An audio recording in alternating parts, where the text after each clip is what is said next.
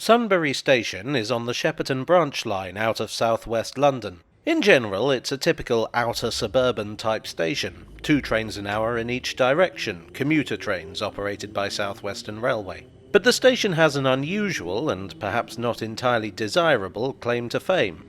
So, a brief history to give us some context. The Shepperton branch opened in 1864, the brainchild of a company called the Metropolitan and Thames Valley Railway. It was backed by the London and South Western Railway, less because they thought there was money to be made, and more because they didn't want their rivals, the Great Western Railway, to get a foothold on their turf. And that was just as well, because, frankly, the line did not make much money. The stations along the route were mostly quite fancy, and Sunbury was no exception. It was similar to the surviving buildings at Hampton and Fulwell, a sort of country house-looking thing in yellow brick. It was a bit much, given how few people actually lived around here. The hope was that the railway would attract developers to the area. It didn't. In fact, one of the 2 running lines was often used as a very long siding, because there were few enough trains that they only needed 1 track. The station had a few modifications over the years, but the biggest modification came in 1940, when it was blown up. Fast forward to the 1960s.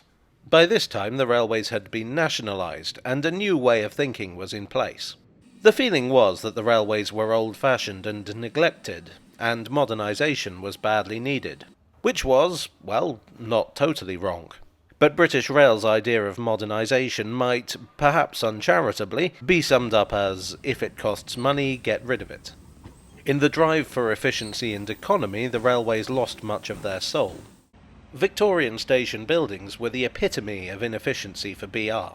Structures that were often bigger than they needed to be, almost always fancier than they needed to be, discoloured by decades of soot from the now obsolete steam locomotives.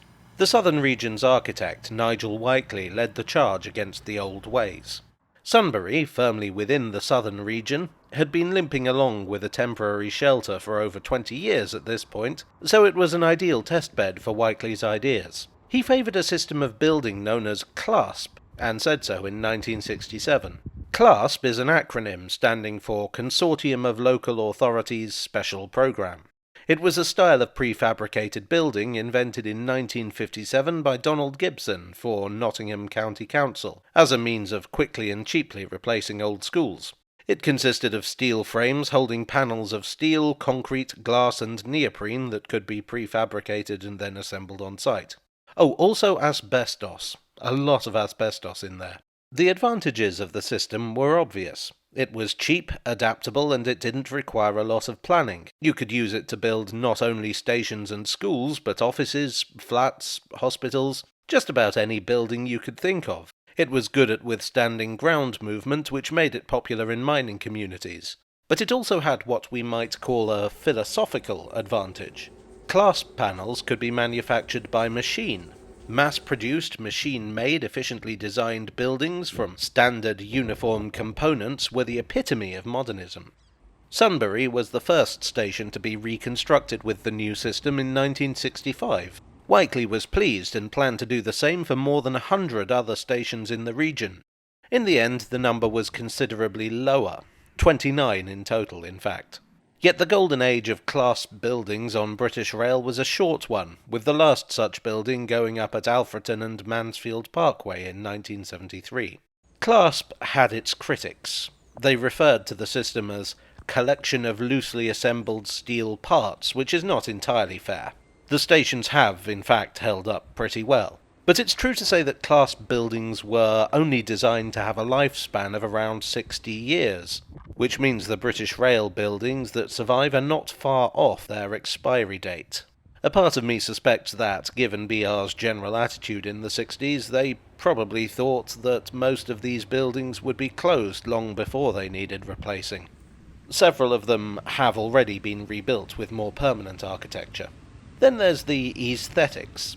The architecture that CLASP was intended to replace was designed to make a statement. Stations were focal points of their local areas, intended to stand out.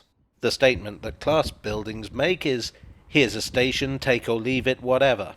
It's purely functional, with no attempt at even rudimentary ornamentation. The philosophy behind CLASP was all very well, but it didn't take the human factor into consideration.